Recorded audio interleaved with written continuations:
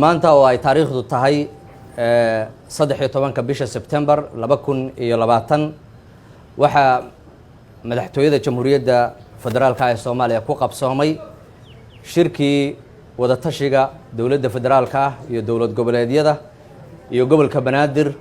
waxa shirkaas maanta gudoominaya madaxweynaha Jamhuuriyadda mudane Maxamed Cabdilaahi Farmaajo. shirkani waxa uu dhameystir u yahay shirarkii hore ee dhexmaray ee madaxda dhexmaray kaas oo ku qabsoomay magaalada Samareeb ee xarunta maamul goboleedka Galmudug.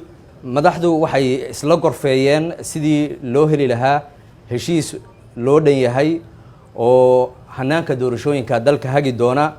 madaxweynaha Jamhuuriyadda mudane Maxamed Cabdilaahi Farmaajo ayaa furitaanka shirkan ka hor waxa uu shirdaceedyo la qaatay madaxda maamul goboleedyada iyo gobolka Banaadir. shirarkaas oo badiba lagaga wada hadlayay sidii shacabka Soomaaliyeed loogu suurtagelin lahaa xuquuqdooda dastuuriga ah, taas oo shacabka Soomaaliyeed ay doonayaan inay helaan doorasho xor ah oo xalaal ah. madaxdu markii ay soo gabagabeeyaan kulamadoodan albaabadu u xiran yihiin waxay soo bandhigi doonaan khudbado iyo isla markaana warmurtiyeed ka soo bixi doona shirka.